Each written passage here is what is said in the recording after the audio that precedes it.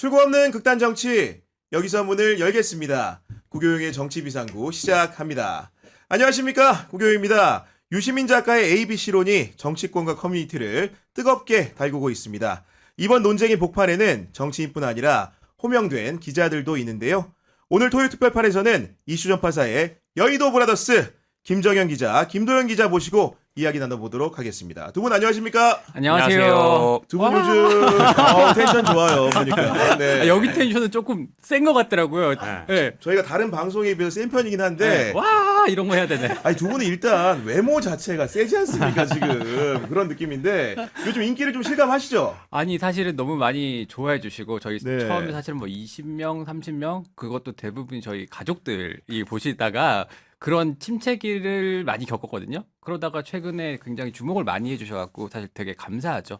야, 사실은 제가 목요일 날 방송도 봤는데 동시 접속자 수가 사실 언론사에서 하는 유튜브 가운데서도 단연 많은 편이라고 느꼈던 거고, 그리고 최근에 이제 커뮤니티 순례를 하다 보면은 덕후 같은 데 가잖아요. 네. 야, 우리 김정현 기자 인기가 정말 하늘을 찔러가지고 그 덕후의 정치 게시판에는 이슈 전파사 얘기밖에 없는 것 같아요. 어떻게 된 겁니까 도대체 이게 지금? 감개무량합니다. 그분들이 많이 좋아해 주셔가지고 초반부터 그러니까 처음에 예전에 지난해 9월인가 10월쯤에 이제 개딸 강의라는 걸 한 적이 있었어요. 근데 그때부터 많이 와주시더라고요. 네. 그래서 인기를 얻게 됐고, 일단은 경향신문부터 얘기를 해야 되는데, 제가 2016년에 처음으로 언론사 시험을 본 곳이 경향신문. 16년에 그래요. 왜냐면 우리가 좀 시험 일정이 좀 빠른 편이기는 하거든요, 통례적으로. 그래서 네. 처음으로 시험 받고 떨어졌고. 사장님 아직 늦지 않았습니다. 저도 2014년에 봐가지고 최종 면접 가갖고 떨어졌습니다. 최종 면접까지 갔어? 두 분 다 사실은 경향신문에 오셨으면은 제가 자리를 비워야 됐을 것 같은 생각이 좀 드는 상황이긴 한 건데, 기본적으로 김정현 기자 같은 경우에는 네. 그 외모적으로도 네. 주목을 많이 받는데 네. 주변에서 얘기하기를 저 안경 네. 얼마인지 좀 물어봐달라. 야, 그리고 이제 그거는 저한테 많은데 물어보셔야 돼요. 이게 좀 제가 주변 관찰자들 얘기로는 이게 싼 값에 구매할 수 있는 액세서리가 아니다. 굉장히 많은 돈을 가진 것 같은데 집이 원래부터 부유 좀 한 겁니까? 원래? 그렇죠. 그래요? 사대문안, 네. 종로에서 자라난 경복고를 졸업한 거의 야, 뭐 그렇군요. 돈이 네. 없습니다. 돈이 없고요. 월급 받은 거를 다 때려 박는다고 생각하시면 되는데, 이게 좀 비싼 것들도 있어서 좀 말씀드리기가 좀 뭐하더라고요. 아, 뭐 그럴 수는 있겠죠. 네, 근데 이제 그래서. 사실은 저도 이제 기자 생활을 꽤나 오래 했는데 여러 후배들을 받아보지만은 외모상으로 특히나 이제 정치부를 출입하면서 예를 들면은 뭔가 꾸며서 나온다는 게 여러 제약 사항들이 있거든요. 예를 들면 당장 부장이나 국장이 밥 먹을 때 쳐다보면서 이상한 생각도 할 수 있고, 그런 외모적인 부분들을 고수할 수 있던 요인이 좀 있습니까, 혹시? 있었죠. 처음에도 이제 엘베 같은 거 타면 눈빛에서 읽혀지잖아요. 아, 이분이 뭐 한 말씀 하고 싶으신구나. 이런 것들. 근데 그 가감하게 그냥 이제 내 스타일대로 갔고, 또 네. 적어도 이제 기자 어쨌거나 일을 잘하면 되는 거잖아요. 그래서 저도 일에 대해서는 자부심이 있었기 때문에 내가 일로 내일 하고 승부한다. 한다는데 어쩔 겁니까? 아니, 저는 여의도에서 사실은 편집국장들이 한 번씩 이제 밥 사러 오잖아요. 그렇죠. 그 말진할 때 당시만 하더라도 이제 청바지 입는 것도 약간 금기시가 되는데 맞습니다. 위에는 셔츠를 입고 청바지를 입었는데 편집국장이 밥 다 먹은 다음에 가기 전에 요즘 기자들은 청바지도 입나 보지?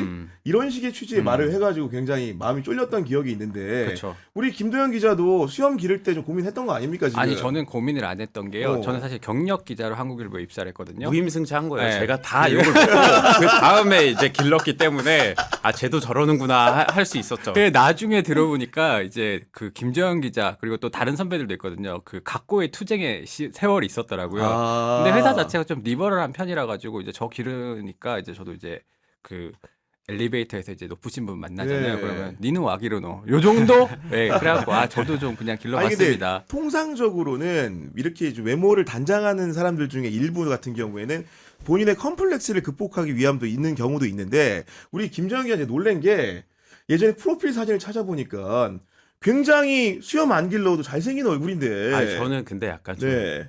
외모 정병이라고 해가지고 정신병입니다. 거의 막 꾸미고 이런 거에 거의 그 한동훈 대표 그 이상입니다. 아, 그렇구나. 그럼 본인의 꿈인 혹시 한동훈 전 대표를 지나다 만났을 때 알아봐 준 경우도 있어요? 누가 한동훈 대표? 한동훈 전 대표라든가 네. 정치인들 중에 잘 네. 꾸미는 분들이 예를 네. 들면 아 있었던 것 같은데 네. 딱히 기억이 나지 않네요. 실명은 기억이 좀 나지 네, 않고 네, 네. 네. 근데 알아봐 주시는 분들은 꽤 많이 늘어났던 것 같아요. 그리고 김도영 기자가 요새 저기 그 방송이나 유튜브나 라디오계 거의 황태자거든요. 그렇죠. 많이 나갑니다. 지금. 섭외가 지금 굉장히 네. 많이 들어오고 있는데 가끔가다 민주당 의원들이 저랑 김도영 기자랑 헷갈리는 경우가 많아요. 아. 그럼 이제 저도 그게 그래도 다시 한번 김도영이 어디 다른 데 가서 나를 인식시키고 왔구나라는 생각이 드니까 일석이조죠. 모든 게 자기 중심적이에요. 저를 봤다는데 그것조차 자신을 인지시켰다라는 식으로 생각을 하는 거예요. 아니 근데 두 분 같은 경우에 이렇게 편하고 리버럴하게 말을 하고 있지만은 정식으로 최근까지도 정치부에 배속돼서 정당 출입 생활을 한 거고 우리 김도영 기자 같은 경우에는 국민의힘을 주로 출입을 한 겁니까? 네, 맞습니다. 제가 2015년 10월에 처음으로 국민의힘 와가지고요. 탄핵을 2번 겪었고 야, 경험도 굉장히 오래 겪었고 출입했구나. 예, 네. 그 사이에 뭐 민주당이랑 청와대도 잠깐 했었어요. 예, 아, 문재인 그런 정부 시절에. 상황이었고, 네. 예. 우리 김정은 기자 같은 경우에 주로 이제 지금의 여당 민주당 네. 출입을 오래 한 거예요? 아니요, 저는 원래는 국힘 2년을 했고요. 음. 그 다음에 지금 민주당 3년이라서 거의 야, 비슷비슷합니다. 그러면은 여야 네. 공이 다 두 분 다 취재가 되는 사례들 같은데 그 정도 정치부 연식 그 밥을 먹었으면은 요즘 같은 경우에는 이제 방송이 또 뜨다 보니까 주변에서 이것 좀 다뤄달라 이런 얘기들이 제보가 있는 것 같고 제가 방송을 좀 보더라도 네. 누군가의 제보가 네. 좀 있는 게 좀 느껴지거든요, 솔직히. 제보 들어오는 것들. 네. 장난 아니더라고요. 저는 안 들어와요. 저는 안 제가 들어와요. 보니까 김정인 기자는 말하는 거 들어보면은 특정 정치인의 사주를 많이 받아요.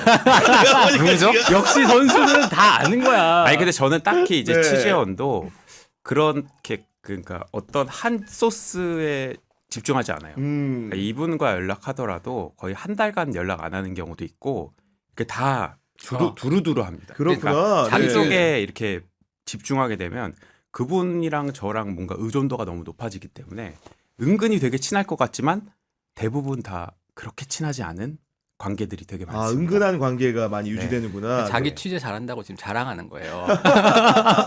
아니 제가 보기에 김도영 기자 같은 경우에는 언변도 좋고 방송도 상당히 잘하는데 실제로 정치부 출입했을 때는 국회의원들이 딱 신뢰할 만한 캐릭터예요. 왜냐하면 기본적인 음성이나 태도가 네. 기본적 의원들이 딱 좋아하는 적합성을 많이 가졌다고 제 눈엔 보여지기 때문에 네. 국민의힘 의원 중에 상당수는 지금 방송하는 김도영을 보면서 깜짝 놀란 분들이 좀 있을 것 같습니다. 맞죠?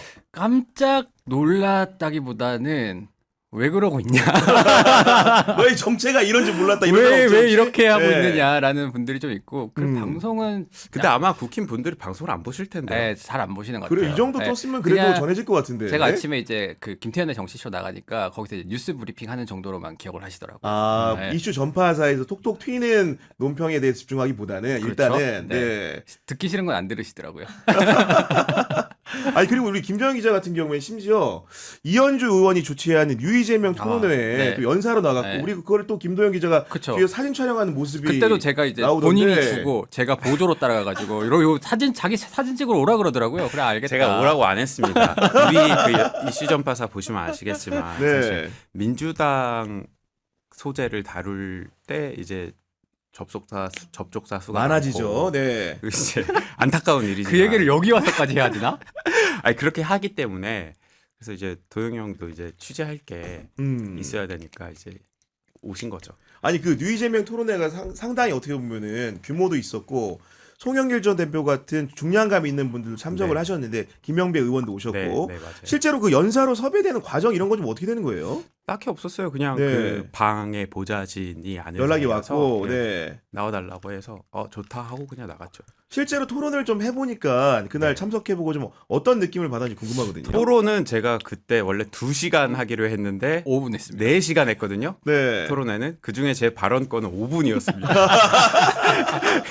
거기 또 스피커 입 열리는 사람들이 너무 많긴 했어, 솔직히. 그렇죠. 예. 그래서 제가 뭐 할 수 있는 게 별로 없었어요. 네. 근데 그냥- 선배도 아시겠지만, 네, 네, 선배도 말씀하세요. 아시겠지만 사실 국회 토론회라는 게 기자들이 토론을 취재 안 합니다. 앞에 정치인들 인사말만 어딩치고 그다음에 토론이 시작되면 나가잖아요. 다 나가죠. 그러니까 네. 이제 본인도 약간 주고받는 토론인 줄 알고 준비를 하고 갔는데 그냥 발언만 하고 거기서 이제 뭐가 더 안 좋아질 줄 몰랐던 것 같아요.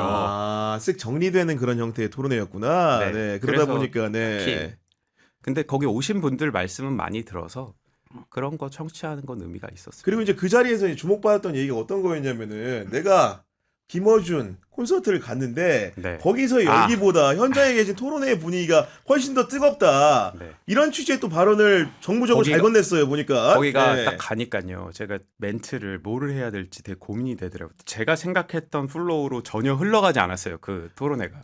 그래서 막 환호성이 나오고 막 이랬잖아요. 토론회에서. 그래서 아 이거 되게 딱딱하게 가는 거는 아닌 것 같다 해서 조금 아이스 브레이킹을 해야겠다라고 생각해서 그렇게 아 했고. 일부러 네, 근데 주변적인 그때, 소재를 던졌다. 네, 실제로 뜨겁긴 뜨거웠습니다. 그때가. 아 현장 분위기가. 네. 그러니까 현장 분위기 어떤 느낌이냐면은 뭔가 이제 통상의 토론회는 뭐 규격화돼 있고 정형화돼 있기 때문에 약간 의례적인 박수가 나오는데 여기는 환호와 함성이 나와서 제가 놀란 거예요. 전 토론회 가가지고 네. 제 이름을 호명해 주시는 분들 처음 뵀습니다. 연호를 하더라고요. 아 연호를 하고.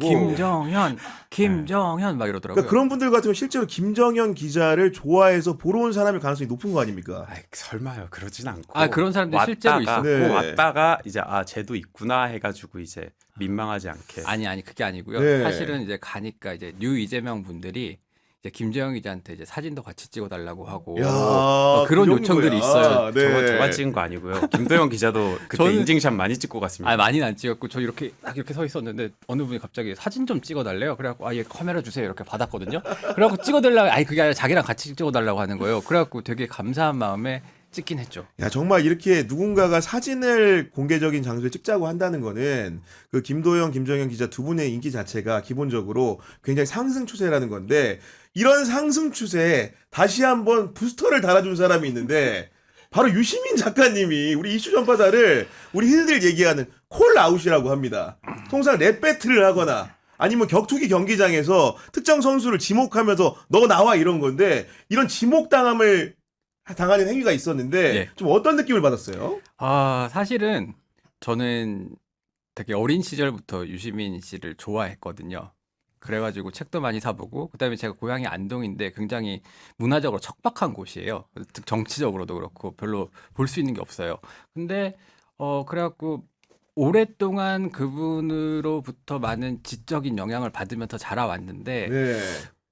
저희에 대한 비평 자체가 사실은 좀 뭐 구려 빈약해 거기다가 이제 조회수까지 말씀을 하시니까 아 좀 서글픈 마음이 사실 좀 들었고 또 다른 한편으로는 좋죠.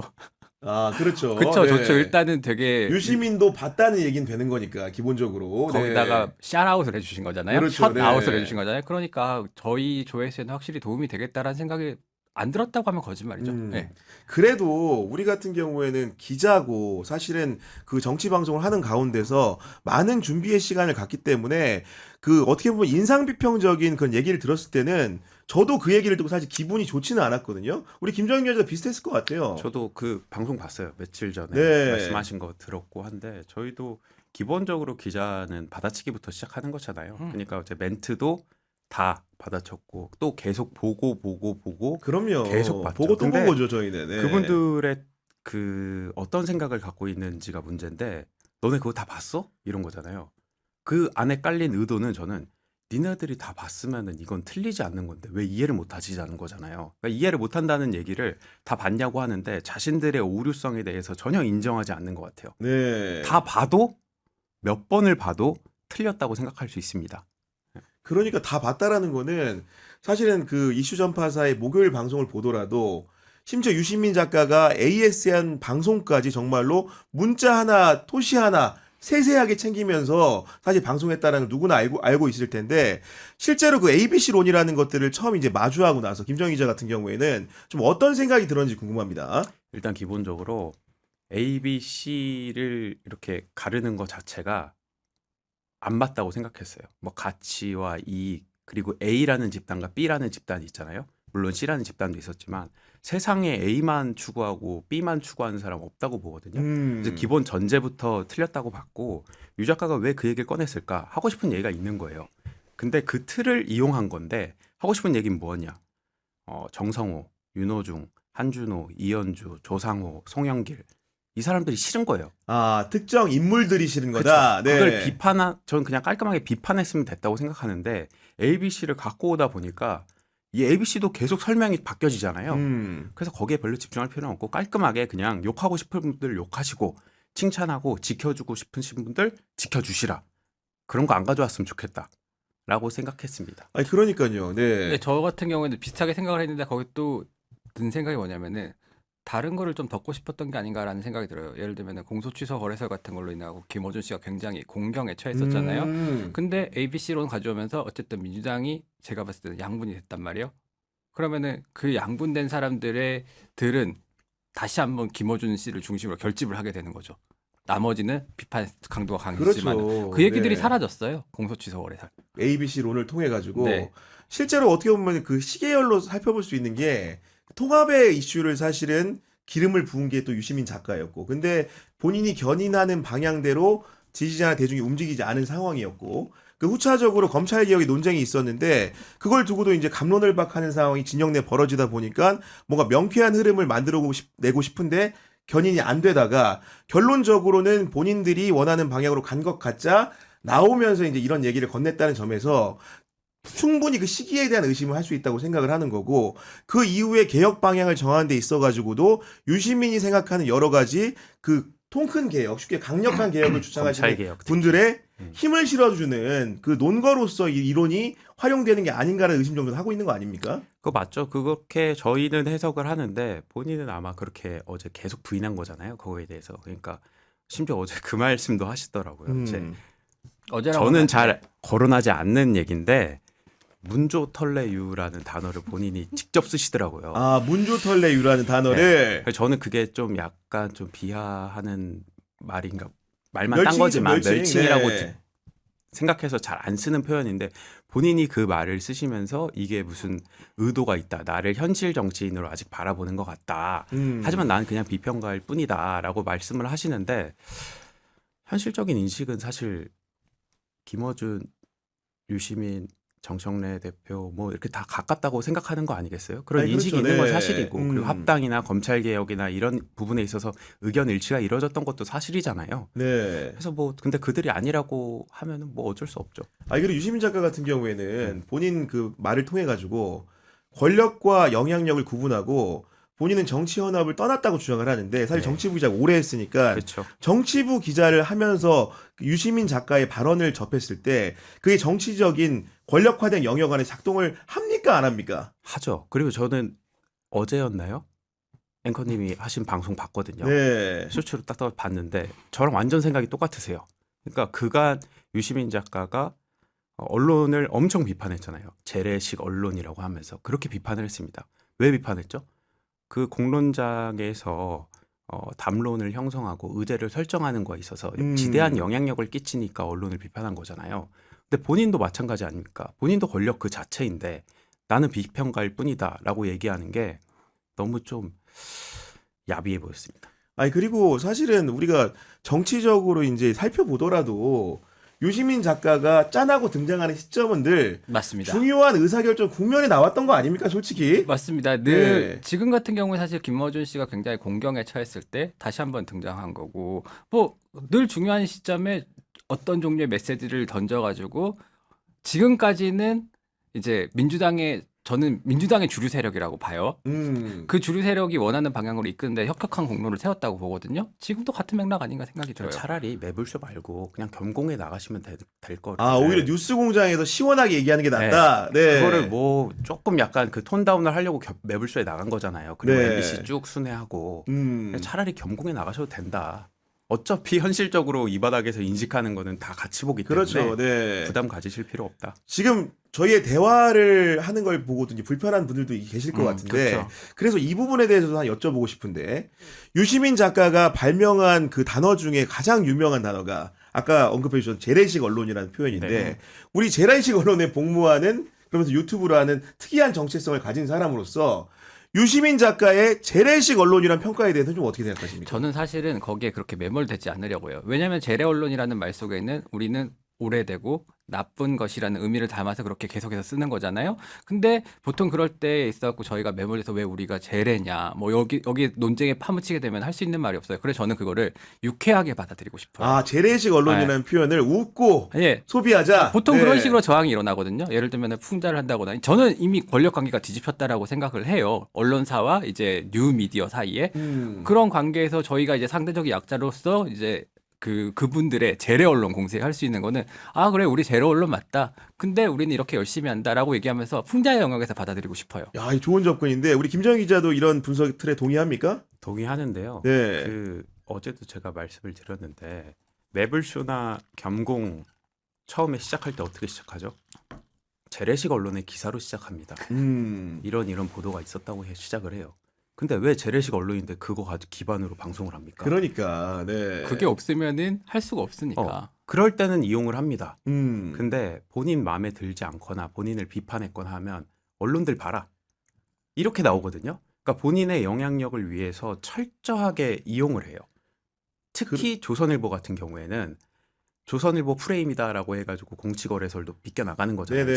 지금. 그것도 좀 이해가 안 되고 자기한테 득될 땐 적극적으로 이용하고 해야될 때는 또 프레임 전쟁을 또 하고 하니까 야 진짜 그리고 저는 사실은 유시민 작가가 굉장히 그 어떻게 보면 영리하다는 표현이 약간 부적절할 수 있는데 저 그렇게 보이는 게 그 매블쇼에 나와서 하는 발언을 보면은 언론을 재래 언론을 얘기할 때도 있잖아요.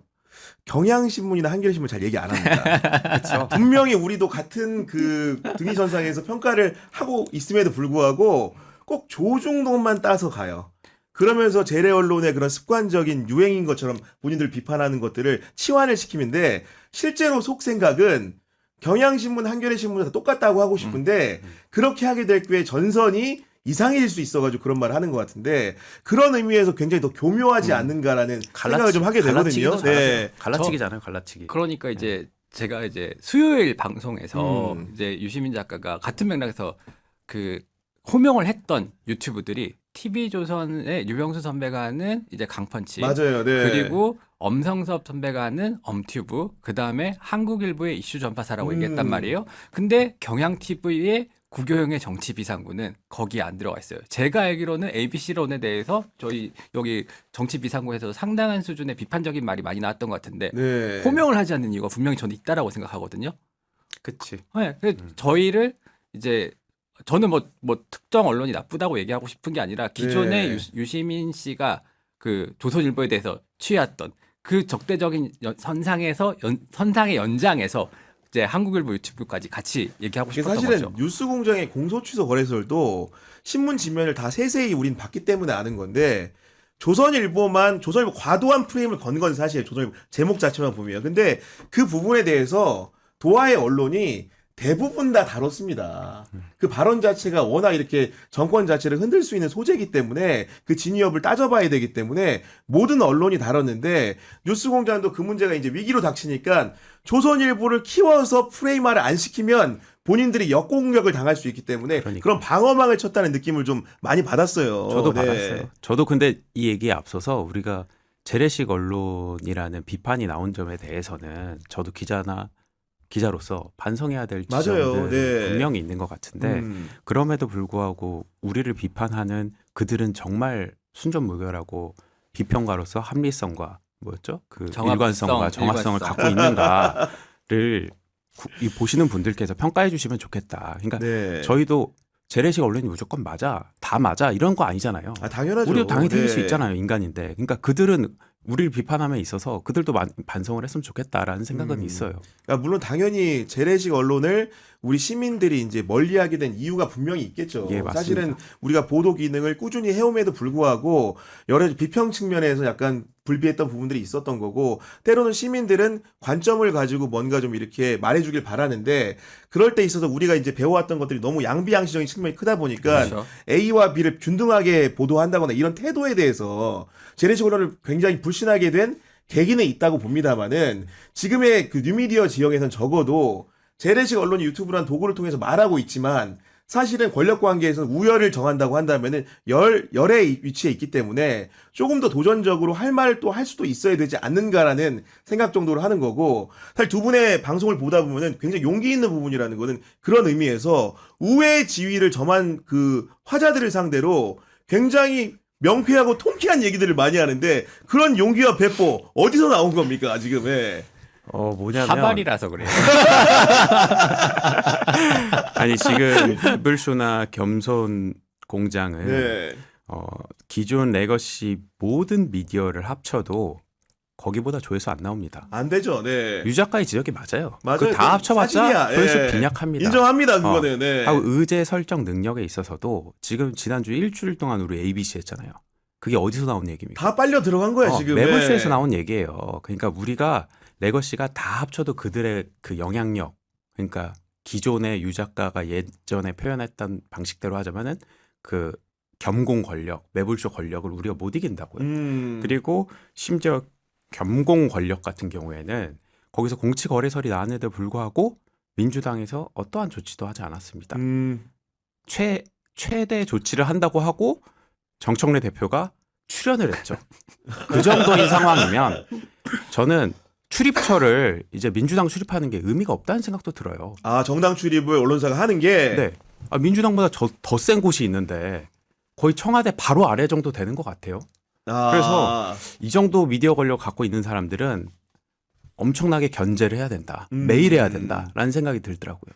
그래서 한때 보면은 우리가 이제 워낙 이제 그 보수 언론의 힘이 득세를 할 때는 우리 같은 이제 진보 언론 영역 안에서는 미디어 출입이 굉장히 중요했던 때가 있었어요. 아, 그렇죠. 근데 그 기본적으로 그런 그 족벌 언론의 권력이라는 게 약간 해체되기 시작하면서 미디어 담당 기자가 슬쩍 이렇게 포션이 줄었거든요. 지금 반대로 말씀해 주신 대로 정말로 뉴미디어 중에서도 큰 스피커들의 권력이 세졌기 때문에 어떻게 보면은 미디어를 감시하는 기성 언론의 그 잣대나 시각도 그 빅스피커들을 향할 필요도 있다고 생각을 하는 건데 그런 식의 포문을 이슈 전파사가 잘 열어준 겁니다. 지금 보면은. 감사합니다. 그렇게 평가해 주시면 감사하고요. 그리고 저희 그 용기와 배포가 어디서 나왔냐고 물어보셨잖아요. 여기에서 그래서 김정은 기자가 말한 게 기본이고요. 사실은 월급에서 나옵니다. 저희는 제도권의 영역에 포섭돼 있는 사람들이기 때문에 저희는 네. 크게 걱정을 하지 않고 많은 얘기들을 할 수 있는 사람들이거든요. 그게 어떻게 보면 제도권의 역할이라고도 봐요. 그렇죠. 그리고 사실 저희 같은 경우에는 다른 언론사가 하는 유튜브는 모르겠어요. 근데 우리는 동접자 20명이 볼 때나 지금 이렇게 동접자 아마 1만까지 본다고 그러니까, 하더라도 네. 제 주머니가 달라지는 게 아무것도 없습니다. 그렇죠. 월급 받는 사람이 직장인이니까. 네. 20명이 들어오시든 10,000명이 들어오시든 사실 달라질 게 없어서 어떤 분은 저한테 왜 그렇게까지 하냐고 하시는 분도 계세요. 네. 그래서 저도 왜 이렇게까지 할까 생각하는데 그냥 일이니까 그게 저널리즘 정신엔 그게 맞는 것 같아서 그냥 하는 거지 딱히 저한테 이득이 되는 건 없습니다. 얼굴 팔리는데 돈이 안 되잖아요. 얼굴은 엄청 팔리는데 그렇다고 주머니 사정이 나아지는 것도 아니고 근데 본인은 얼굴 팔리는 게 A 아니야? 엄청 그걸 관종이잖아. 우선적으로 좋아하니까. 저는요 네. 맨 처음에 유튜브를 하게 된 계기도 전 유튜브 하는 거 싫어했거든요. 아 처음에는 애초에 유튜브 하는 걸 싫어했어요. 그리고 출연하는 것도 안 하고 싶었는데 이제 김지은 사장님과 인연이 있어서 부탁이 들어와서 하게 된 거예요. 네. 그래서 하게 된 거지. 원래 저는 유튜브 하는 거를 그렇게 탐탁치 않게 생각하고 있었어요. 지금 하던 얘기를 약간 이어서 좀 여쭤보면은 그러면 이제 우리가 진영 내에서 가장 큰 스피커라고 한다면 뉴스공장과 매불쇼를 떠올릴 수가 있는데 뉴스공장과 매불쇼 어떤 점이 좀 다르다고 생각하십니까? 기본적으로 색채에 있어서는 김어준 뉴스공장이 훨씬 세죠.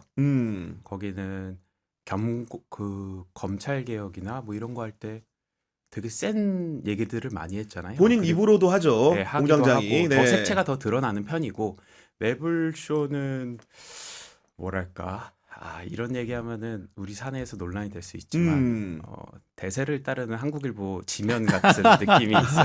조금 더 색채가 옅긴 합니다. 대세 추종적인 네. 느낌이 좀 있다. 이런 말씀 해주신 건데. 그러니까 색채가 네. 그쪽보다 좀 옅죠. 네. 옅고 네. 우리 김정 기자 봤을 때 좀 어떻습니까? 제가 봤을 때는 매불쇼가 정치적 색이 조금 더 옅다고 보이거든요. 근데 그런 것들이 오히려 뭐랄까 사람들이 친숙하고 좀 부담감 없이 보면서 자연스럽게 이제 거기서 발신하는 메시지들을 흡수되는 네. 그런 역할이 있다고 보이고 그 두 역할을 되게 충실히 하고 있다라는 생각이 들고 사실 매불쇼는 되게 예능적인 요소가 재밌잖아요. 전공보다 네. 훨씬 많잖아요. 그리고 재밌는 분들도 많이 나오고 뭐 그런 차이가 있다라고 보여요. 근데 저는 뭐 여기에 대해서 뭐 딱히 비판하고 싶고 그러진 않아요. 저도 비판하라는 게 아니고 두 채널이 워낙 인기 있는데 그쵸. 사실 다른 구석이 많은데 서로 다른 이유로 인기가 있는 것 같아서 그런 차이에 대한 진단을 여쭤보는 거거든요. 그런 네. 거에 대해서 근데 인지를 하고 보셨으면 좋겠다. 여기가 그 웃음과 재미가 있지만은 분명히 여기도 어떤 정치적인 의도와 영향력을 행사하는 곳이다라는 점을 확실하게 인지하고 보시면 그게 제일 좋은 것 같아요. 그리고 예. 모 의원님이 그러셨는데 원래 이제 겸공 출연 많이 했잖아요. 겸공 시간대가 이제 7시부터 9시입니다.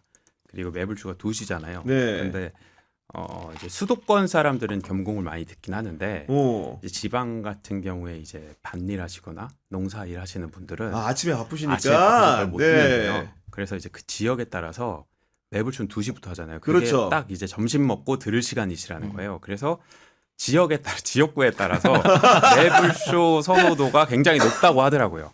야, 이것도 흥미로운 분석인데, 그러니까 지역과 어떻게 보면 도농 여부에 따라 가지고 이렇게 시청자층이 달라질 수 있다. 그렇기 때문에 출연하는 의원들도 그런 지역적인 고려에 의거해서 어디 나갈지를 더 우선순위를 둔다. 이런 말씀을 해주신 건데, 약간 뭐 어떻게 보면은 레거시나 재래 언론 입장에서 서글픈 얘기일 수도 있는데, 아까도 잠깐 얘기했지만은 그 집권 여당의 대표를 인터뷰하는 게 사실은 모든 언론사한테 기회가 주어지는 것도 아니고, 정청래 대표 같은 경우에는 언론사에 대한 자기 기호가 굉장히 분명한 정치인 중에 하나예요. 네. 그거는 안 나가는 언론사도 심지어 있고, 그리고 진보 언론사 중에서도 본인이 생각하는 층위들이 있는 것 같은데, 실제로 보면 중요한 순간에 뉴스공장에 나가고 매불쇼에 나가다 보니까 솔직히 그런 장면을 보면 정치 부지자들은 좀 어떤 생각을 합니까?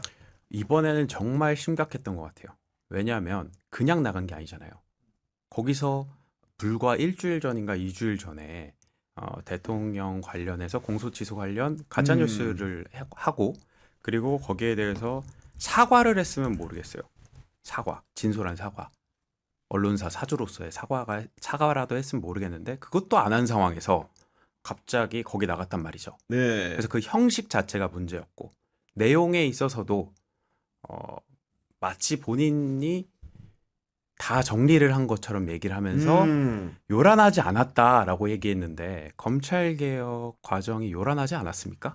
시끄러웠죠. 사실은. 엄청 네. 시끄러웠잖아요. 본인이 사실은 요란하지 않은 것처럼 보였죠. 네. 이번에는. 네. 그걸 어떻게 보면 이제 본인이 조율 과정에서 대통령이 얘기했듯이 수기가 부족했다고 했잖아요. 수기 과정이 좀 아쉽다라고 했는데 그게 정부한테만 한 얘기겠습니까? 당한테도 한 얘기지. 의총을 6번이나 하고 당정 합의안을 다 만들어 놓고도 그렇게 그 사단이 벌어진 거잖아요. 그럼 그 책임은 저는 한병도 원내대표도 있겠지만 네. 정청래 대표도 있는 것이거든요. 근데 거기에 대해서는 싹 빼놓고 조용하게 개혁이 됐다는 듯이 얘기하는 게 이게 너무 좀 황당했습니다. 형식과 내용 다 이상했다.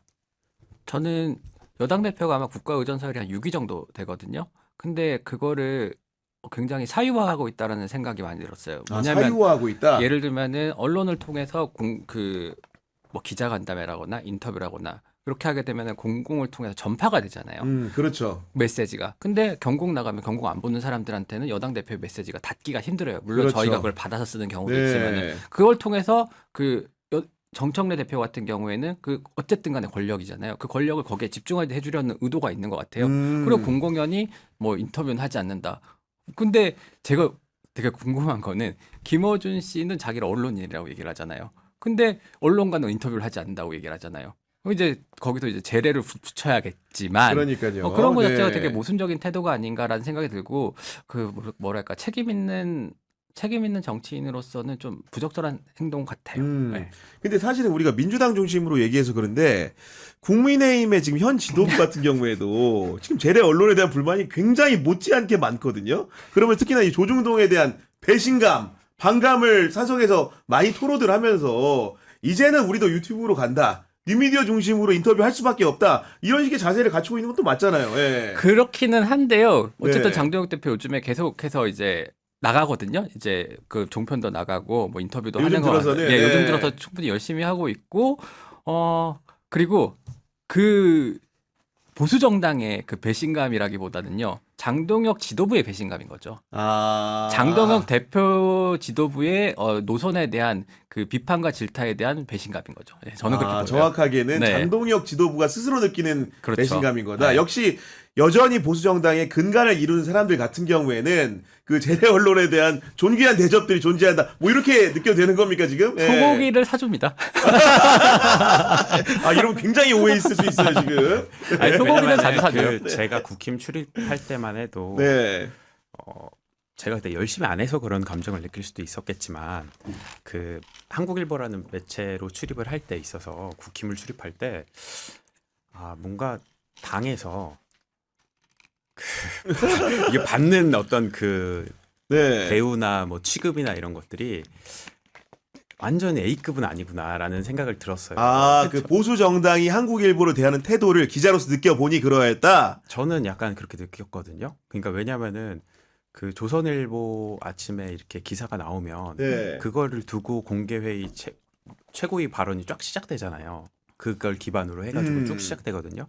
그리고 내가 어떻게 하더라도 어떤 노력을 하더라도 도달할 수 없는 정보들 있죠. 네. 그런 것들이 이제 잘 나온단 말이죠. 이런 걸 봤을 때 굉장히 무력감을 많이 느꼈는데 이게 제 변명일 수도 있고 네. 진짜 구조적으로 그럴 수도 있고 합니다. 근데 지금 김재현 기자가 민주당에서 접근할 수 있는 정보는 김어준 씨가 접근할 수 있는 정보보다 적지 않을까? 아니, 그 상대적으로 봤을 때 그렇죠. 그 김어준 총수의 영향력이 워낙 크기 때문에 제보나 이런 것들이나 아니면 여러 가지 의견에 대해서도 훨씬 더 수용성이 많을 수 있다라는 그런 진단이신 거네요. 그렇죠. 네. 그러니까 이제 그 지금 여기 진다에서 그 조선일보 그 국민의힘에서의 조선일보와 민주당에서의 김어준 씨의 위치가 비슷하지 않나라는 생각이 든다는 거죠. 예. 그런 식으로 네. 과거의 과거. 조선. 그렇죠. 과거에 네. 그런 말씀 해주신 건데, 근데 저는 최근에 제가 이제 저도 방송 때문에 그 보수 유튜브를 볼 때가 있어요. 근데 고성국 TV를 제가 보다 보니까 재밌는 접근인데, 우리는 지상파하고 종편 하나 긋고 생각하잖아요. 보통 네. 기자들도. 근데 고성국 TV에서는 그러니까 본인들과 이제 그 기존의 방송과 신문을 단층선을 그으면서 지상파 종편을 묶어서 말하더라고. 그러니까 도매금으로. 우리 시청자들은 그런 거 안 본 지 오래되지 않았다는 식으로 쉽게 얘기하면 조중동에 대해서도 마찬가지 스탠스를 취하는 거 보고 어떻게 보면 지금 미디어 지형이라는 게 격변인데 저는 이제 주로 진보 진영에 있는 부분들 보다 보니까 그 뉴미디어와 기성 언론의 단층성을 생각했는데 똑같이 보수 진영 안에서도 이미 그런 식의 분화가 오래전부터 이루어졌고 영향력의 측면에서도 지금 사실 국민의힘이 대중적인 지지율은 낮지만은 강고한 당원 중심으로만 형성된 정당이라고 생각을 한다면은 그 보수 유튜브가 끼치는 영향이 우리가 뉴스공장 매불쇼 얘기하는 거 못지않다 이런 생각하는데 실제로 어떻습니까? 아, 그거 되게 판단하기 어려운 문제인데요. 네. 그 일단은 어쨌든 간에 기자들의 취재의 입장에서 보면은 기자들이 취재할 때 얼마나 참고하고 쓰느냐도 제가 봤을 때는 그걸 판단하는 하나의 기준이 될 수 있을 것 같거든요. 근데 민주당 같은 경우에는 제가 민주당을 한 3년 전 정도 취재를 네. 했었어요. 그때는 아침을 김어준의 뉴스공장으로 시작을 했는데 국민의힘을 취재를 할 때는 상대적으로 고성국 TV는 덜 봤어요. 아, 고성국으로 시작하진 네, 않는다 우리가 네. 지금. 그런데 시간이 조금씩 지나면서 이제 많이 봐야 되는 그런 상황이 확실히 전개가 되고 있는 건 맞아요. 아, 정확히 맞는 말이네. 예. 그리고 최근에 특히 진보 평론가들이 차 문을 열고 같이 차를 타고 오는데 딱 여니까 그 형 차에서 고성국 TV가 이렇게 울려 퍼지는 거예요. 아, 진짜로? 굉장히 많이 참고를 하더라고요. 그렇구나. 네, 그런 식으로 넘어가는 것 같아요. 그럼 실제로 영향력을 얼마나 많이 미치느냐? 장동혁 지도부에서는 적지 않게 미친다. 최소한 김민수 최고위원, 그다음에 장동혁 대표, 그다음에 네. 뭐 이정현 위원장을 추천한 게 고성국 씨라는 지적도 많잖아요. 거기에 대해서 딱히 반박은 없었고요. 예, 뭐 그런 점을 봤을 때 점점 영향력이 확대가 되고 있는데 늘 선거가 기점입니다. 선거 이후에 어떻게 변할지는 좀 살펴봐야 되고 네. 그리고 아직까지 그러면은 보수 정당 내에서 기존의 레거시 미디어가 갖는 위상과 뉴미디어 고성국 TV가 갖는 위상을 비교하면은 아직까지는 뉴미디어 못 미친다. 레거시가 네. 아직까지 우위에 있다라고. 아니 근데 보여요. 왜냐면은 저희 회사도 이제 우리 기자니까 아침에 보고를 하잖아요. 근데 통상적으로 이제 지상파 라디오들 대체로 모니터링을 하고 다 이제 올리잖아요. 녹화문 올리고 요지 정리하고. 근데 뭐 뉴스공장과 그리고 매부쇼에 중요한 사람 나올 때 정리하는 게 거의 공식이 됐어요. 그 여당 출입하는 기자한테는. 근데 아직 고성국 TV는 그런 식으로 이제 우리가 레귤러하게 매일 듣고 올리는 그런 상황은 한국일보도 지금 아닌 거죠. 그러니까. 네. 저도 아닌 걸로 알고 네. 있는데 그러니까 이 사회의 주류가 저는 민주당이 된 것 같아요. 민주당이 먼저 그 고성국이 올라오고 지금 요 갈등 과정을 한 5년 전에 이미 겪은 거잖아요. 그래가지고 뉴미디어가 여긴 잡아먹은 거고 이미 네. 거기는 이제 아직까지는 헤게모니 다툼이 있는 거고 이게 그렇게 보면 될 것 같습니다. 근본적인 차원에서 기사를 쓰라고 했을 때 내가 이 매체에서 말한 거를 인용할 수 있을까? 거기에 대한 근본적인 불신이 드는 거예요. 이제 어떤 보수 성향의 유튜브 매체에서도 뭐 인터뷰 전문을 올리면서 저한테 막 보내줬거든요. 아, 그랬구나. 네. 예. 그러면서 자기들 인용해 달라고 하는 거예요. 근데 되게 중요한 정치인이 아닌 다음에야 예를 들면 대표 뭐 사무총장 정도급 되어도 가급적이면은 한 언론으로 표현한다거나 아니면 한 유튜브 방송으로 표현을 하지. 거명하지 않고 네. 실명을 약간 네. 좀 그거에 대한 근본적인 거부감이 아직까지 남아 있어요. 그러니까요. 그런 상황인데 어쨌든 간에 보수 진영도 뭔가 유튜브 세가 확장이 되면서 그런 식의 분위기가 조금씩 생기고 있는 건 맞는 것 같다. 예, 요 맞습니다. 정도로 정리할 수 있을 것 같은데 좀 이제 본격적인 정치 현황과 인물 얘기를 좀 더 해보면은 우리 이재명 대통령 사실 네. 우리가 사실 늘상 매일 방송하면서 이재명 정부가 초입이기 때문에 그가 하는 말과 정책을 가지고 이제 논변을 하는 경우가 많은데 실제로 김정일이 솔직하게 이재명 대통령이 집권한 이후에 좀 어떤 느낌을 받는지 궁금하거든요. 저는 집권 전부터 생각했던 거는 이재명 대표는 대표보다는 대통령이 더 잘할 수 있을 것 같다. 아니 왜 그런 생각을 한 거예요? 예. 기본적으로 정당 대표는 정청래 대표도 그렇듯이 항상 이제 적대적인 안에 세력이 있잖아요. 그래서 이제 계속 발목 잡고 끌어내리고 하기 때문에 이게 본인의 스타일대로 모든 걸 할 수가 없습니다. 그래서 이제 행정가, 그러니까 경기지사나 성남시장 할 때처럼 행정가 할 때 더 빛을 발하는 스타일일 것 같다라는 생각이 들었고, 그래서 이제 대통령이 될 때쯤 해가지고 개인적으로는 집을 내놨고, 그렇죠. 네. 그래서 집을 판매했고, 네. 자기 얘기하고 있습니다. 무주택자입니다. 무주택자가 됐고 그 돈으로 코스피를 들어갔고. 아 이재명 정부를 전적으로 신뢰하여 지금. 네, 근데 그 예상대로 흘러갔기 때문에 뭐 제 개인적으로는 역대 정부에서 이제 민생지원금이나 이런 거로 뿌려가지고 제가 돈을 받아본 적은 있거든요. 네. 근데 이제 제 성과와 이런 예측들이 결부돼서 이렇게 수익을 올려준 정부는 머리털 나고 처음입니다. 사상 처음이었다. 뭔가 그런 효능감을 스스로도 네. 경제적으로 느끼고 있다. 네, 그래서 저뿐만 아니라 이렇게 생각하시는 분들이 꽤 많지 않을까라는 생각이 들어요. 아니 삐네, 그런 삐. 예. 그런 식의 근데 확신을 가지려고 하면은 네. 물론 이제 이재명을 그 정치하는 모습들을 이제 관찰하면서 느낄 수도 있는 건데 기사를 쓰면서도 체득할 수도 있는 건데 실제로 이재명 대통령을 만날 기회가 좀 있었어요? 없었어요. 개인적으로는 없었고 네. 그러면 그런 식의 확신을 갖게 된 계기는 그냥 정치부 주변을 취재하면서 그 사람에 대한 어떤 인간적인 확신이 있는 겁니까? 아니면은 뭐 여러 가지 정치 취재 활동을 통해 가지고 정책적인 확신을 또 가진 겁니까? 취재를 하다 보면은 그 사람과 직접적으로 안 친하다고 하더라도 네. 그 주변 사람들 다 취재하다 보면은 그 사람이 어떤 사람인지 약간 그려지는 것들 있잖아요. 조각을 맞추다 보면. 그랬을 때는 무조건 부동산을 잡을 거라고 생각했어요. 그랬는데 초반에 우리가 작년 생각해 보시면 아시겠지만 취임하고 작년까지만 해도 부동산 관련 언급이 없었습니다. 아, 그래서 그렇지. 저기 이광수 대표라고 하셔야 되나? 그분이나 뭐 최상욱 대표나 이분들이 굉장한 실망감을 표출했어요. 열변투에서 보유수 왜 안 올려? 막 네, 이러면서. 네. 그때 저도 약간 비슷한 생각을 갖고 있었는데 의심을 했죠 그때. 그러다가 연초부터는 다시 바뀌어서 네. 역시 생각했던 거 맞구나. 이재명은 한다고 하면 하는구나라는 생각을 갖게 됐습니다. 우리 김도영 기자는 사실은 이재명 대표 시절 혹은 이재명 뭐 시장, 지사일 때 뭐 직간접적으로 좀 관찰할 기회가 있었어요? 저는 제가 고향이 안동이고요. 아, 그렇네. 검정고시를 쳤고요. 같은 진짜요? 대학을 나왔고요. 중앙대학교를 나왔습니다. 야, 이거 소름인데 갑자기 지금? 그- 어필 제대로 하는데 지금? 그런데 취재할 기회가 많지가 않았어요. 제가 민주당 출입할 때 그 워크숍을 갔는데 보통 기자들 워크숍 가면은 그렇죠. 예. 의원들이랑 미리 저녁 잡아놓고 가잖아요. 음. 근데 제가 별로 준비를 안 하고 갔어요. 그래가지고 이제 조선일보 선배랑 둘이 이렇게 술을 먹다가 야. 그 선배가 그래 우리 뭐라도 해야 되는 거 아니냐 그래갖고 그러면 형님 제가 이재명 대표한테 문자를 한번 보내보겠습니다. 실제로 한번 문자 보냈어요? 얼굴만 예, 예. 보여달라 이라고 어. 텔레그램으로 이렇게 보냈죠. 네. 그 다음날 미안합니다라고 이렇게 답신을 주셨더라고요. 근데 답신을 준 것도 되게 감사한 일이고 그 전에는 그 유시민 씨 모친상 때 제가 뻗치기를 하고 있었는데 그때 이제 이재명 경기지사가 이렇게 조문을 하러 오셨고 오셨구나. 그리고 네. 이제 백불을 붙잖아요. 백불을 그렇죠. 붙는데 저만 붙어가지고 혼자 단독으로. 그래갖고 엘리베이터를 따라가고 올라갔는데 별 말씀 안 하시고 이제 거기서 이제 장사를 시작해야 되잖아요. 어필했어요. 그 들어갔어요. 안동 뭐 검정고시 중앙대다 그러니까 어디 살아요? 이런 정도의 그런 정도의 이제 관심은 표하신 적이 있다.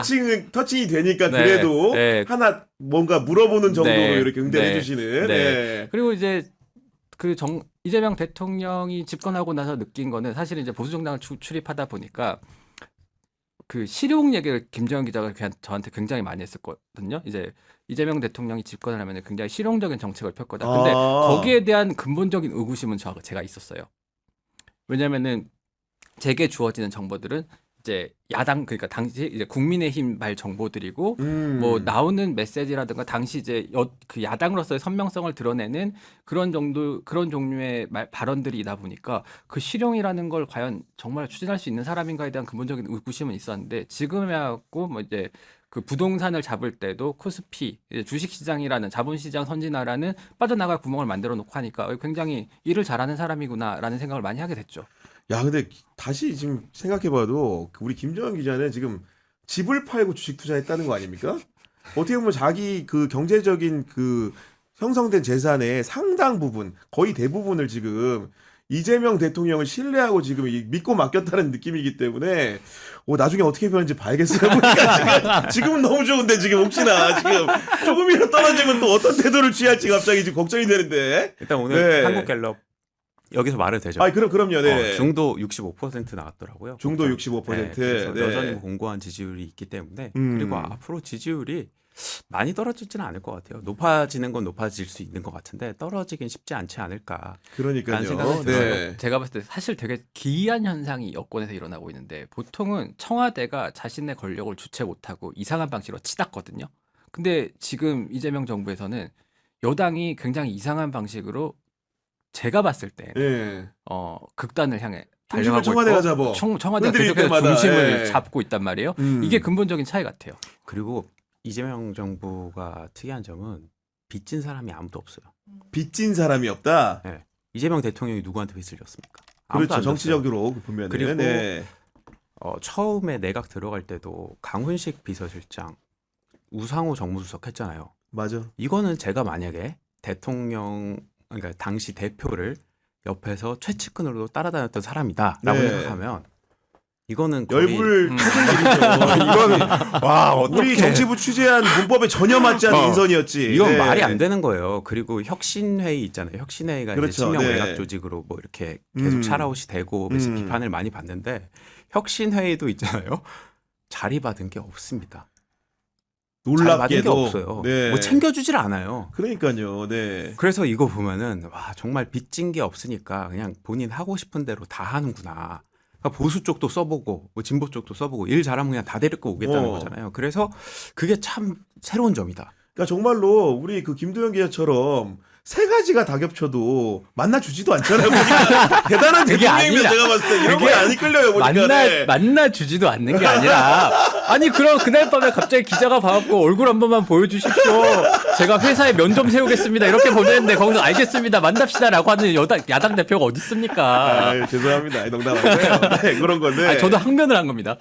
아니 두 분 같은 경우 그러면은 우리 김정 기자 같은 경우 민주당 출입도 이제 해왔고 하니까 지금 어쨌든 간에 당 대표를 중심으로 지도부라는 게 형성이 돼 있는데 그 지도부 인사들 중에서 본인이 볼 때 좀 호평할 수 있는 인사는 누구라고 생각하십니까?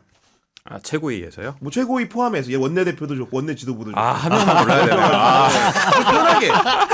나 지금 평을 누구- 하라는 게 아니고 저 지금- 호평을 하라는 거니까. 네. 저 지금 그분의 이름이 나온지 유심히 지켜보겠습니다. 누구? 그분의 이름이 플러스 나오는지 유심히 지켜본다. 네.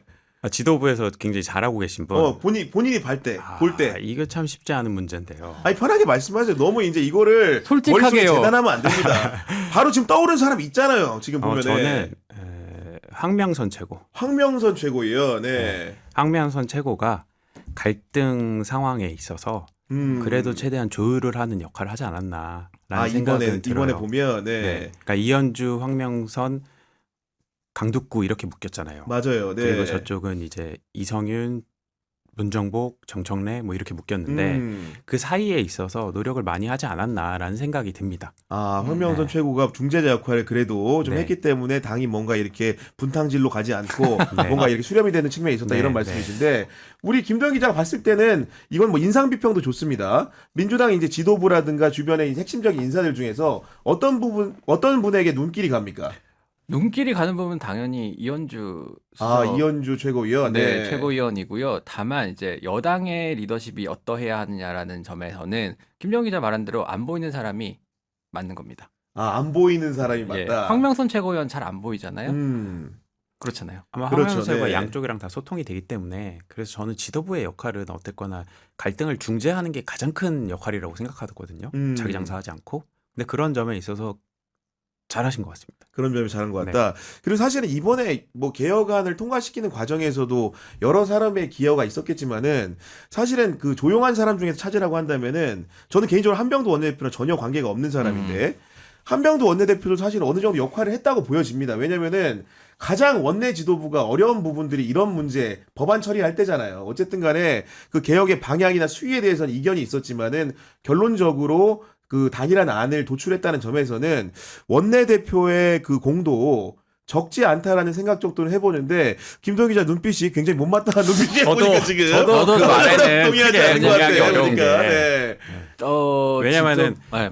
의총 6번 있잖아요. 아 당정 합의안 과정이 만들었잖아요. 매끄럽지 못하다. 네. 근데 물론 그건 한병도 원내대표 최대한 해가지고 만든 건 만들었잖아요. 절차적으로. 절차적 정당성을 얻었음에도 불구하고 다른 개별 의원들이 매불쇼나 겸공을 나가서 이제 항의성 그렇게 표시를 한 건데 물론 그들이 한병도랑 정청래를 찾아와서 개인적으로 따졌어야 될 문제지 그거를 매불쇼나 겸공 나가는 건 아니라고 보지만 어쨌거나 큰 당의 책임자잖아요. 네. 한병도와 정청래 두 분은 그런 점에 있어서 어쨌거나 수기 과정에 있어서 아쉬움이 있었기 때문에 아주 책임이 없다라고 얘기하기에는 좋은 점수를 줄 수 없다. 쉽게 얘기하면 네, 네. 그런 부분은 있었던 것 같습니다. 이런 거 좋습니다. 제가 근데 봤을 때. 다만 네. 우리가 김병기 원내대표 때와 한병도 원내대표 이게 바뀌었잖아요. 맞아요. 근데 이제 한병도 원내대표한테 원했던 니즈는 무엇이었는가? 그거는 무난함이었습니다. 무난함. 그렇죠. 그 점에 있어서는 정말 무난한 것 같습니다. 아. 그러니까 지금 정청래 대표랑 각 세우면서 본인이 막 드러나는 행위를 한다거나 그러지 않고 있잖아요. 그런 점에 있어서는 애초에 원내대표를 뽑으려고 했던 의원들의 마음을 그건 되게 잘 충족하고 계신 것 같아요. 네. 근데 사실은 지금 같은 국면에서는 특히 정청래 대표 같은 경우는 굉장히 이제 주목을 받고 싶은 욕망이 강한 분으로 보이거든요. 그런데 그런 경우에 있어서는 원내대표가 적절한 긴장과 견제를 조성해 줘야 돼요. 근데 그런 부분에 있어가지고 보이지 않는다라는 거는 제가 봤을 때 첫 번째 문제가 될 수 있고, 그 이번에 그 검찰 관련 법들 처리할 때는 차치하더라도 한병도 원내대표에 대한 평가는 이제 지방선거 이후에 펼쳐질 보안수 수사권 국면에서 어떤 역할을 하느냐로 저는 진짜 판단하고 싸움은 싶습니다. 예. 거기기 때문에 한병도 예. 원내대표의 역할이나 구실이 어떨지는 좀 두고 볼 필요가 있다. 네, 거기서 그 결과를 판가름 보고 난다. 평가를 해야 될 것 같습니다. 네, 좋은 지적인 것 같습니다. 그리고 도영 기자 같은 경우에는 기본적으로 이제 국민의힘 출입도 하셨기 네. 때문에 많은 분들이 이제 궁금해하는 부분들이 장동혁 대표가 좀 기자들 봤을 때는 실제로 우리가 미디어의 기사로 만나는 장동혁은 어떻게 보면은 야 어떻게 이렇게 이 시점에 정무 판단이 이래? 아직도 윤허개인이야? 저는 제대로 못해? 이게 통상적인 국민들의 시각인데 의외로 정치부 기자들이 사석에서 만나보면 뭐 생각보다 괜찮다 이런 의견이 있다면서요. 네. 이게 사실 유머도 많고요. 그리고 처음부터 지금 보이는 것처럼 되게 극단적인 윤호개인 쪽으로 간 사람은 아니었어요. 그리고 예전에 원내 대변인 시절에는 이제 한동훈 전 대표가 비대위원장을 올 때 그렇죠. 거기에 네. 대해서도 이제 반대를 했었고 기본적으로 의회를 되게 중요시하는 그런 마음을 갖고 계신 분인데 문제는 뭐냐면요. 그 대선에 대한 욕심이 좀 강하세요. 자기 욕망. 예. 네. 그게 왜 문제입니까? 꿈을 꿀 수도 있는 거 아니 아닙니까? 근데 그러니까 이제 그거를 좀 정치 경험이 오래되고 쌓여가지고 자기에게 주어진 어떤 어쨌든 정치 리더는 어떤 그 모인 지지율을 어떤 방향으로 유도해 나갈 수 있어야 돼요. 그러면 이제 윤어게인의 지지가 모였을 때 이거를 긍정적인 방향으로 윤어게인이 그렇죠. 아는 쪽으로 끌고 갈 수 네. 있어야 되거든요. 근데 이게 떨어져 나갈까봐 거기에 매여 있는 형국이란 말이에요. 네, 그리고 거기에 지금 많이 천착이 된 것 같아요. 그래가지고 지금같이 국민의힘이 지지율이 최저를 찍는 그런 상황이 벌어진 게 아닌가라는 생각이 들어요. 정말로 이제 사석에 터놓고 얘기하면 사상적으로도 그렇게 극단적인 보수는 아니라는 게 중론이기도 한데 그랬는데요. 지금은 달라졌어요. 또? 달라졌습니다. 예.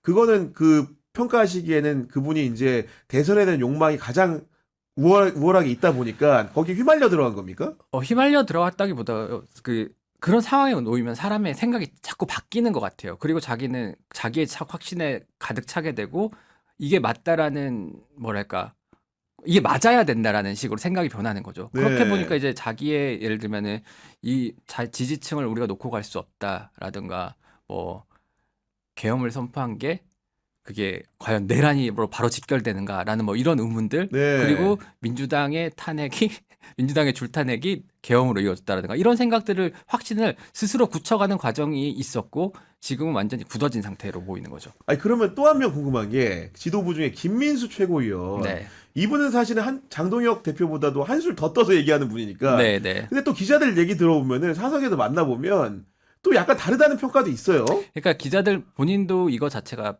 그런 행동 자체가 표에 도움이 되지 않는다는 건 좀 잘 알아요. 네. 아. 근데 그 뭐랄까 확신이 있어요. 이렇게 밀고 가다 보면 언젠가. 아니요. 그런 뭐예요? 그런 네. 확신이 아니라 자기가 말하는 게 옳다라는 확신이 있어요. 아, 네. 들어보면. 그러니까 네. 윤어게인 자체. 그러니까 이제 계엄 이꼴은 내란이다라는 거가 이거는 굉장히 잘못된 거고 그 계엄과 내란 이후에 이제 탄핵으로 이어진 과정이 절차적으로 문제가 있었다라는 거에 대한 확신이 있고 그거는 자기가 무조건 아무리 사람들이 자기를 뭐 비판을 하더라도 그거는 끝까지 얘기해야 된다라는 확신이 있어요. 중국에 대해서도 확신이 있어요? 네, 확신이 있어요. 어떤 식의 확신입니까? 예를 들면 기자를 만나서 뭐 사실 사석에서 하는 얘기라 이건 쓰는 게 아니니까 막 얘기할 거 아니에요. 그러니까 이제 네. 기자들이 이제 유하게 얘기한다라는 네. 거는 뭐랄까 좀 애티튜드의 문제예요. 굉장히 강성일 것 같지만 뭐 만나 보면은 막 그렇게 막 꽉 막힌 사람은 아니거든요. 아 얘기하면 들어든 줘. 듣기는 일단, 해요. 네. 근데 자기의 생각이 바뀌진 않아요. 네. 근데 애티튜드는 상당히 좋습니다. 매너도 그래요? 좋고요. 네. 예. 그런 차원이라고 보이고 중국 관련해서는 저도 이제 식사를 하면서 뭐 듣긴 했는데 그렇게 귀담아 듣진 않아가지고 아니 근데 그 중국에 대한 얘기가 정말로 이것도 역시 그 탄핵과 마찬가지로 확신이 있다는 거죠 본인은. 정보가 있대요. 아 정부 중국에 아, 예, 대한 확실한 정보가 정보가 있다. 그러니까, 있고 네. 예, 그 관련해 갖고 지금 코스피가 오른 것도 중국계 자본이 뭐 대거 들어와 있는다고 하는데 그걸 또 수치로 반박하면은 그 또 뭐죠 이제 그 보통 법인에서 들어오면은 그 네. 법인의 또 자본이 나뉘잖아요. 거기까지 따지면 중국계 자본들이 많다라는 거예요. 아, 예, 그런 제가 식의 초장에 주장. 말씀드렸죠. 우리 김정현 기자랑 김동현 기자 많이 다릅니다. 김동현 기자는 이렇게 김민수 최고위원 얘기도 성심성의껏 반박하지 않고 잘 들어주는 자질을 가진 사람이고 김정현 기자는 국민의힘 가서 취재가 안 된 게 이유가 있는 거예요. 이게 지금. 네. 그럴 수도 있겠네요. 저도 딱 보면은 어쨌거나 대권을 거기서 꿈꾼다고 하면 네. 윤어게인을 무조건 잡아야 됩니다. 윤어게인을 무조건 잡아야 되기 때문에 그쪽 표를 얻기 위해서 계속 그러는 거 아닌가. 되게 단순하게 생각하면 그렇게 보입니다. 저는. 그러니까요. 네. 어쨌거나 한동훈 대표의 그 팬덤이 또 있잖아요. 그럼 장동혁 대표도 자기 팬덤 만들기 위해서는 결코 그 끈을 놓을 수가 없죠. 그 끈 놓는 순간 그냥 끝나는 건데 다른 사람이 대체할 거 아닙니까? 그렇죠. 어쨌든 간에 저희의 대화도 이제 말미를 향해 가고 있는데 두 분이 어쨌든 간에 정치부에서 녹을 오래 먹은 그 기자들이기 때문에 6.3 지방선거 이제 두 달 앞으로 다가왔고 두 분 다 이제 마음속에는 어떤 식의 결과가 도출될 것이다 정도의 상상은 있을 것 같은데 김정현 기자는 어느 정도 이제 그 상황이 나올 것이다 예측하고 계십니까? 아, 이게 지금 여의도에서 의원들 만나면 네. 관계자들이나 만나면 지방선거 뛰시는 분들 있죠. 선수로 뛰시는 분들. 선수로 뛰는 사람들. 그분들 관심 많죠. 네. 안 뛰시는 분들 있죠. 네. 아무 관심이 없습니다. 아, 그 정도로 지금 그거는 양당 공이 그래 보여요? 민주당은 적어도 관계자들에 있어서는 이렇게 제가 그런 얘기만 해서 그런지 모르겠지만 네. 지방선거보다는 오히려 이제 8월 전대에 아, 거기에 더 관심이 집중하는 더 분위기다. 많은 것 같아요. 아. 지금 상황 기사 나오는 것들도 다 그런 쪽에 포커스가 맞춰져 그 있지 얘기는 않나요? 민주당은 사실은 이번 선거 같은 경우에는 아무래도 여러 가지 지표들에 비춰봤을 때 선거를 국민의힘 뒤집을 수는 없는 것 같다. 이런 네. 식의 상황 판단을 하고 있다는 그렇죠. 말이겠네요. 국민의힘에서 네. 지금 오늘 기사 보니까 박민영 대변인 뭐 재임명한다고 하고 네. 지금 아까 하신 말씀들 들어보면 민주당이 지기가 힘든 구조가 아닌가라는 생각을 그렇게 오만하고 교만하다가 선거에 이긴다라고 얘기를 하고 싶은데 네. 저렇게 진행이 될 것 같아요. 아, 아니 근데 두 이게 분 다, 오만한 네. 건진 모르겠어요. 그러니까 아니 상식적인 그 판단이죠. 그리고 이걸 민주당이 이렇게 얘기하면은 오만하겠지만 뭐 제가 얘기하는 건 상관없지 않습니까? 아니 근데 실제로 이제 선거라는 거는 지역별로 이제 지방선거가 치러지는 거고 특히 광역단체 선거를 보면은 전반적인 국민적 분위기는 사실 민주당이 많이 앞서죠. 그건 지표로도 확인되고 우리가 주변에 보는 사람으로 체감되는 게 있는 건데 만약에 서울을 떼놓고 예를 들면은 정원호 대 오세훈이다. 예를 들면 부산을 떼놓고 예를 들면은 전재수 대 박형준이다. 특히 부산 같은 경우에는 선거의 기간에 공식선거 들어갔다. 우리가 르뽀를 한다. 이런 생각을 좀 해보면은 그 선거가 그렇게 쉽게 이길 수 있을까? 이런 생각 좀 개인적으로 들거든요. 사실 네. 맞죠. 근데 이제 선거에서 3대 요소 이제 인물, 구도, 네. 바람이라고 하잖아요. 근데 이미 구도 자체는 뭐 어쨌든 양당이니까 크게 영향을 미칠 것도 없고, 근데 인물은 지금 거의 뭐 국민의힘 고만고만한 사람, 그렇죠. 늘 나왔던 네. 사람 나오는 네. 거잖아요. 그럼 바람이 불어야 되는데 바람이 어느 쪽으로 불고 있냐? 민주당 쪽으로 불고 있단 말이에요. 뭐 그런 차원에서 봤을 때 당연히 지금 따로 떼어놓고 얘기하는 게 거의 의미가 없을 정도로 당 상황과 너무 결착돼 있다 보니까 네. 질문에 답변을 제가 제대로 드리기가 좀 어려울 것 그리고- 같고, 또 하나는 말씀하세요. 전선이 대구에서 쳐졌잖아요. 이걸로 끝난 거라고 봅니다. 아, 역시. 예. 저도 앵커님 말씀처럼 안심할 만한 상황이 아닐 수도 있죠. 서울, 뭐 부산 어렵기도 네. 하니까. 저도 그 생각이거든요. 근데 그 얘기를 하면은 이제 반론으로 하시는 분들은 이런 얘기를 하더라고요. 그러면은 미워도 보수를 한번 찍어줄 수가 있어야 되는데 미워도 다시 야, 한 번이 돼야 그래도 되는데 이게 지금 우리 같은 편 아이가 하고 찍어줄 수 있어야 되는데 네. 과연 찍어줄 수 있겠는가라는 문제를 생각해 보면 그게 또 쉽지 않을 거라 또 그런 점도 있다. 네.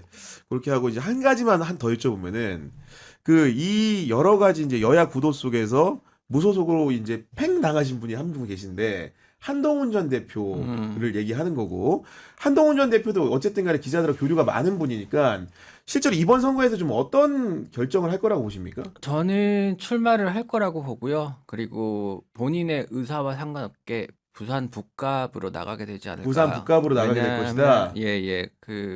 지금 어쨌든 간에 고민의 시간이 너무 길어지고 있어요. 대구 수성갑은 안 열릴 것 같고요.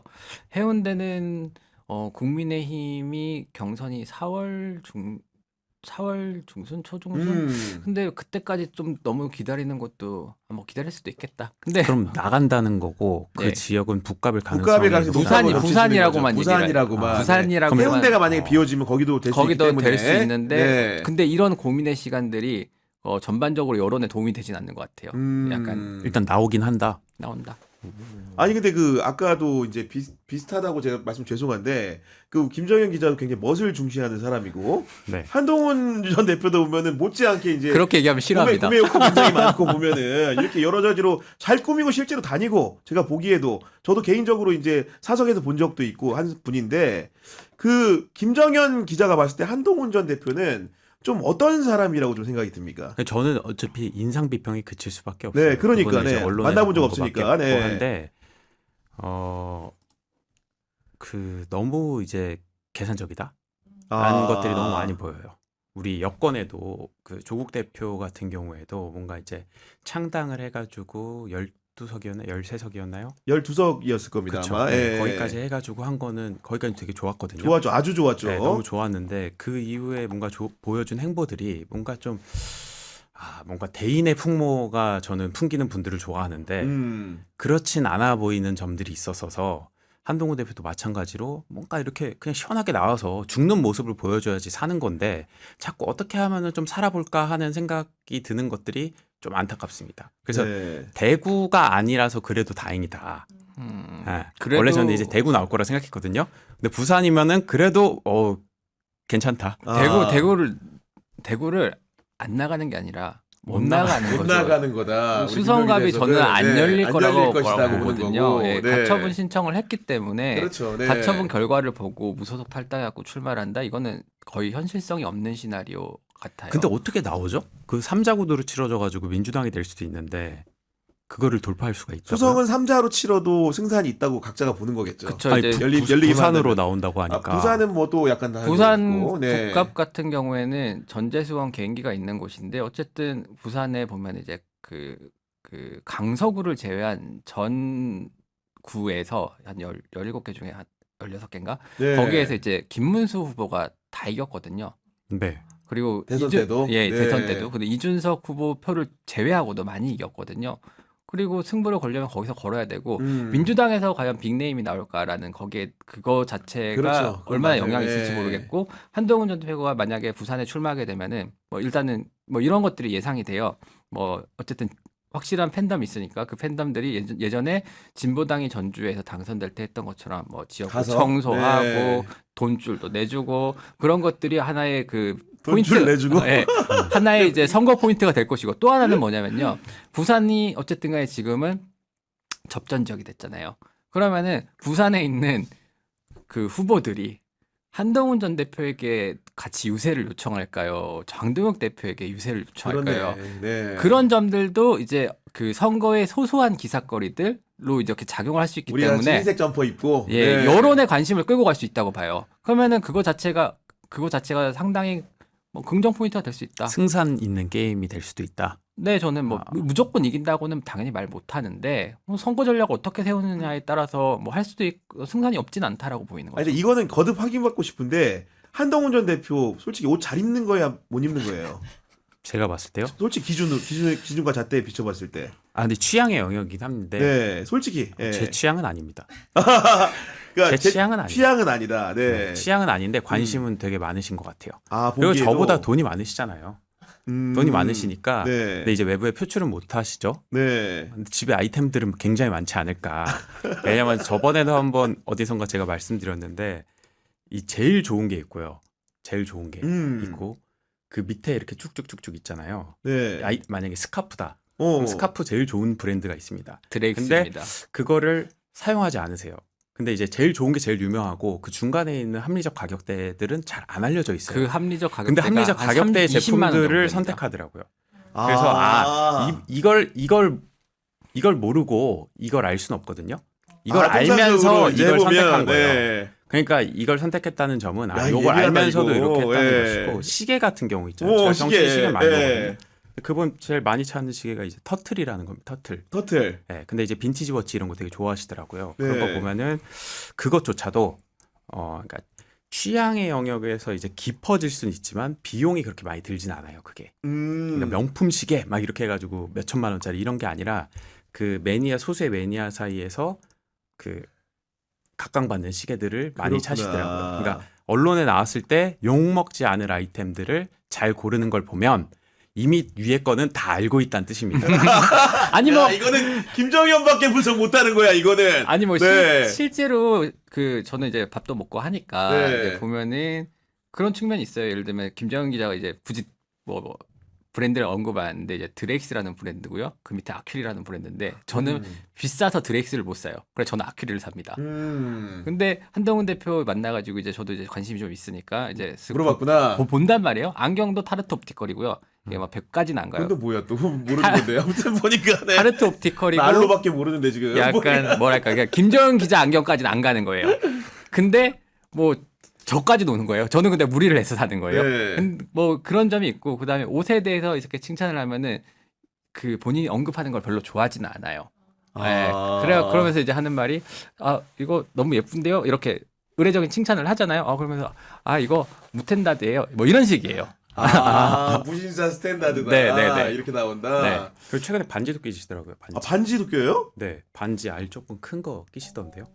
그건 뭔지 분석은 안 된 거고 아직. 브랜드 알아요. 어딘지 아는데 네.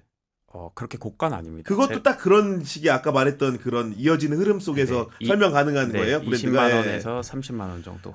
네. 해당하는 반지. 거의 그 가격대에서 많이 하시더라고요. 그때 한번 국회에 한번 갑자기 오랜만에 오신 날이 있었잖아요. 네. 그때 그 반지를 끼고 왔더라고요. 하고 라이브 보면은 반지를 끼고 있어요. 이거 나중에 김정현 기자랑 김동현 기자 두 분이 해가지고 국회의원 300명 패션 분석 한번 하면 이게 대박 날 것 같은데. 그러면요. 네. 김정은 기자 발언의 절반은 욕, 비판, 비난입니다. 김정은 기자는 정장을 입었는데 운동화를 신는 걸 용납할 수 없는 사람입니다. 제가 그래요? 지금 제일 궁금한 게 뭐냐면요. 네.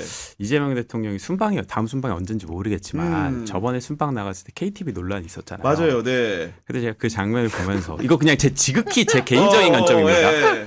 지극히 인간 김정현의 관점에서 인간 그걸 김정현의 바라본 관점. 거예요. 기자가 네. 아니라. 근데 이제 그걸 뭐라 그러죠? 이제 그 예의가 아니라 그 행사 프로토콜이라고 해야 되나? 예. 의전이잖아요. 의전. 의전이잖아요. 그건 일종의. 그럼 전 의전에는 일정한 지켜야 될 형식과 규범이 있다고 생각을 해요.